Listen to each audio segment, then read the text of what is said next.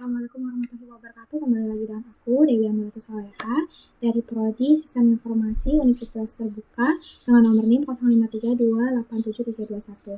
Oke, pada kesempatan kali ini aku bakal buat video mengenai penjelasan transaksi untuk mata kuliah berpraktik, yaitu mata kuliah basis data. Oke, langsung ke video selanjutnya untuk mengenai penjelasan berikutnya. Mulai buat buka aplikasinya.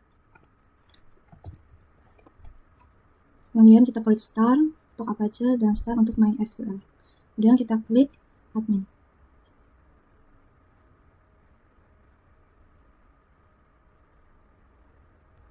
Oke, kita udah masuk ke dalam PHP MyAdmin-nya. Di sini aku udah buat database-nya rumah sakit. Kemudian kita untuk membuat transaksinya kita klik routines. Kemudian di sini aku juga udah buat transaksi pertama. Kita klik bagian create new routine. Kemudian di sini kita ketikkan transaksi kedua. Kemudian kita klik drop. Di sini untuk mempermudah pengerjaan, aku sudah membuat kodenya. Di sini kita tinggal salin aja.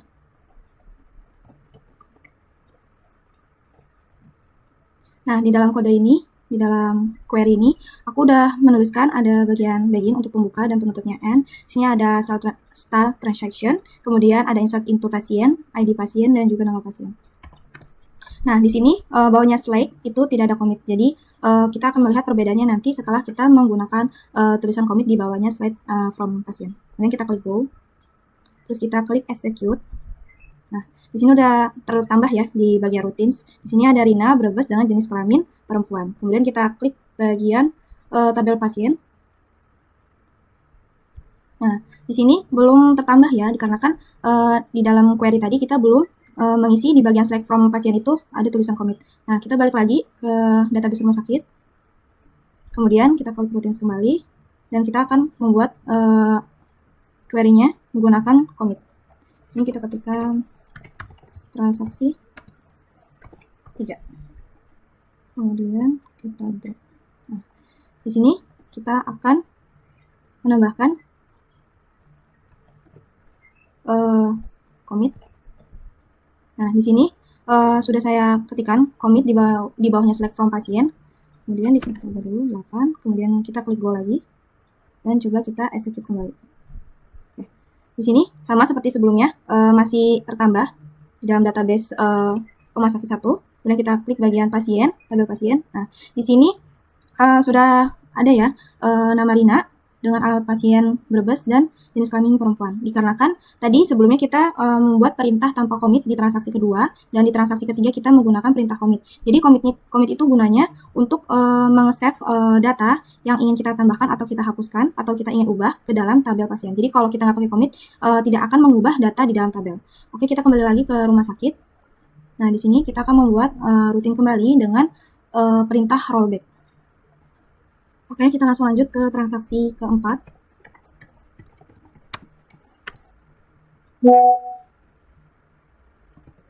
Di sini kita salin. Di sini aku sudah menambahkan untuk kita ketikkan update di sini perintahnya, kemudian set. Jadi kita akan men-setting nama pasien untuk ID pasien ke-8 dengan nama Roni dan menggunakan perintah rollback. Kemudian kita go. Oke, sudah terbuat. Kita klik execute.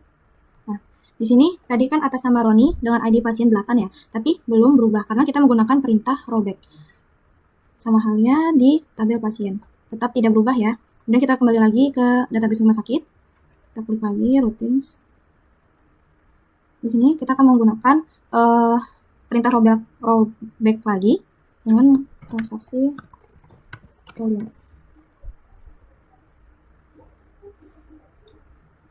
Oke, kita salin kodenya di sini.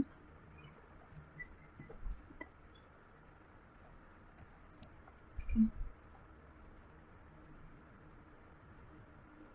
Di sini aku menambahkan perintah ada dua perintah. Yang pertama ini untuk menambahkan ke dalam tabel, kemudian yang ini untuk mengupdate pasien. Nah, di sini aku menggunakan rollback di tabel pertama, di perintah pertama, dan di perintah kedua kita mengupdate pasien untuk urut ID pasien nomor 7. Kita klik go, kemudian kita execute. Di sini belum berubah. Oke, di sini sudah berubah untuk urutan ID pasien nomor 7 ya.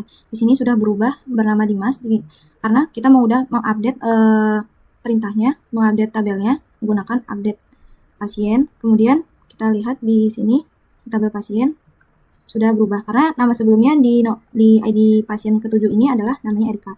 Untuk yang nomor 9 tidak masuk ke dalam tabel dikarenakan kita menggunakan perintah rollback. Oke, kita kembali lagi ke database rumah sakit. Oke, selanjutnya kita bakal menggunakan perintah checkpoint. Gunanya checkpoint ini adalah tempat titik terakhir data disimpan ke dalam sebuah tabel. Oke, kita klik new routine lagi dan kita buat transaksi ke-6.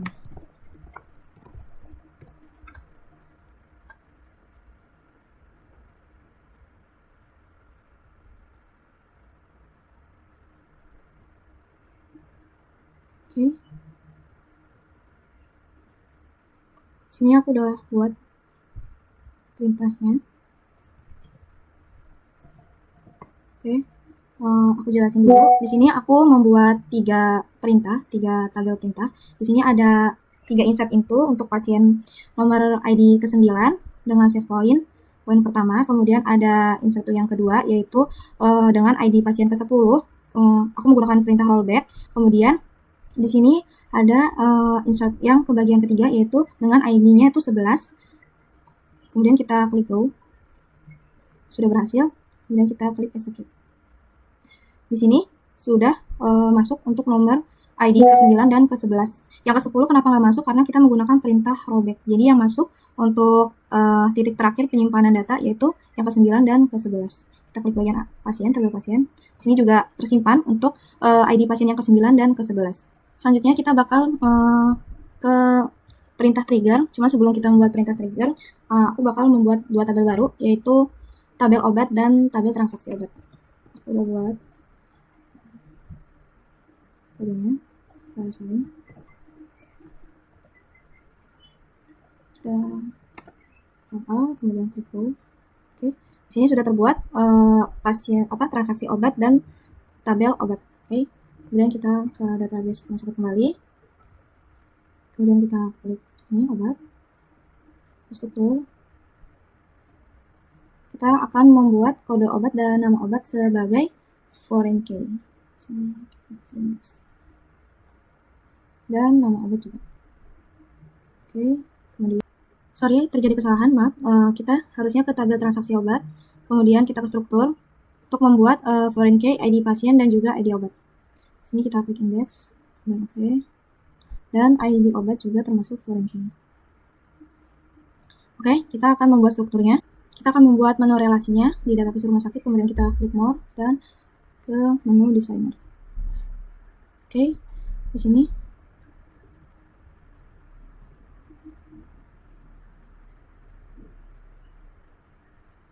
kita membuat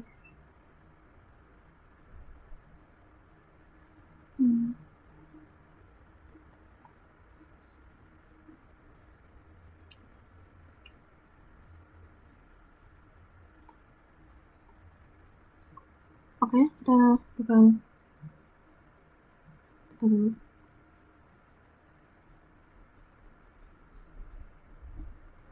Sini, kemudian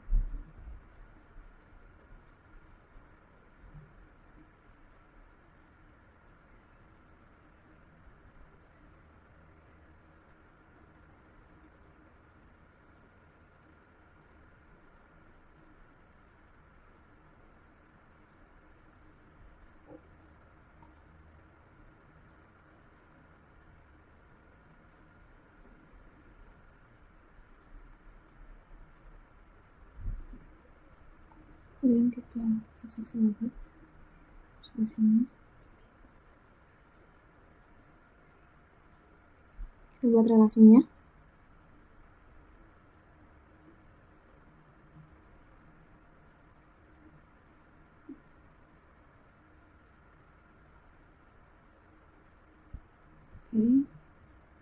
sebentar.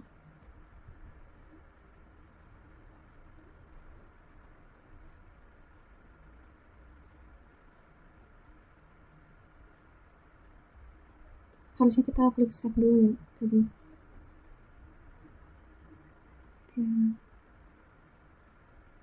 Daftar.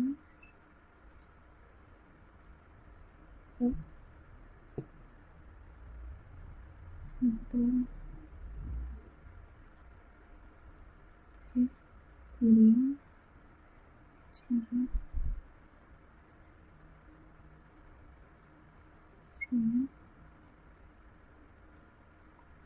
kemudian sini ada saksi.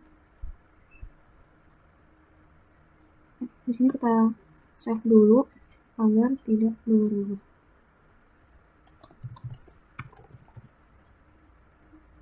Oke. Terus kemudian kita buat relasi untuk obat. Di sini menggunakan ID obat. Kita pilih kaskade. Oke. Jadi tidak berubah ya. Dan kita save kembali. Oke.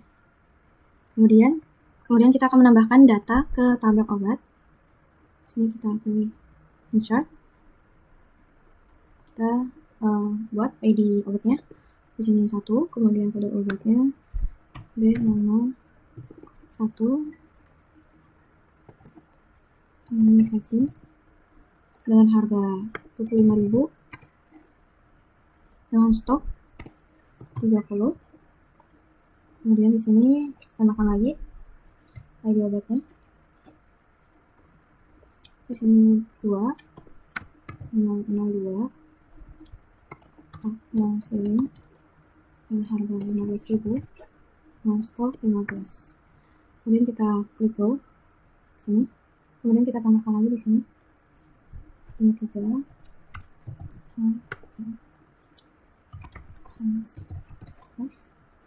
Harga 5.000, stoknya ada.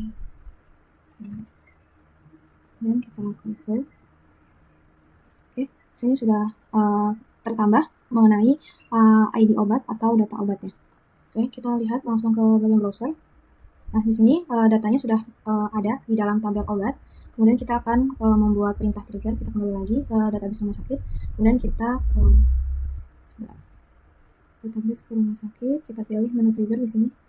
Kemudian kita create new trigger. Di sini kita ketikkan TG atau trigger penjualan. Kemudian di sini kita pilih ke menu transaksi obat.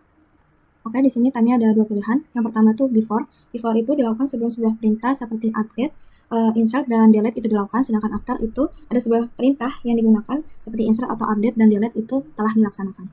Oke, kita pilih before transaction. Kita pilih after insert dengan ini. Oke, kemudian kita masukkan perintahnya.